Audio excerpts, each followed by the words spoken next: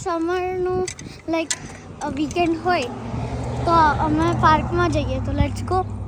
તો મારો રોડમાં traffic cross કરો અહીં દબાવવાનું એટલે અહીંયા લાઈટ થાય ને પછી બધી આવતી જતી ગાડીઓ ઊભી રહે આપણી માટે પેડેસ્ટ્રિયન માટે, એટલે આપણને વાગે નહીં જો એ લોકો ચલાવતા હોય તો. એટલે એને ઝીબ્રા ક્રોસિંગ કહેવાય, કેમ કે ઝીબ્રા જેવું લાગે, જવાય અને પેલું દબાઈએ એટલે બધા કાર ઊભા રહે અને ઇટ્સ અ સાઇન કે ઉપર પેડેસ્ટ્રિયન્સ આવે છે.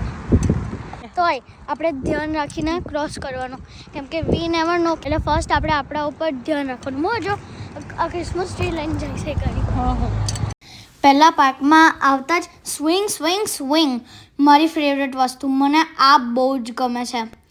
હવે આ બીજી એક વસ્તુ છે જે મને બહુ જ ગમે છે, બેલેન્સિંગ થિંગ.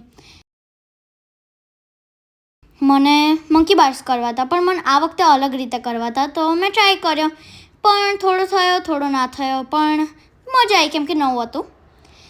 પછી મેં ડેડી સાથે રેસ કરી અને એઝ ઓલવેઝ હું જીતી ગઈ, મમ્માએ કીધું. પણ મને બહુ જ મજા આવે છે ડેડી સાથે રેસ કરવાની, કેમ કે you know it's really fun. હવે અમે બેડમિન્ટન રમીએ છીએ.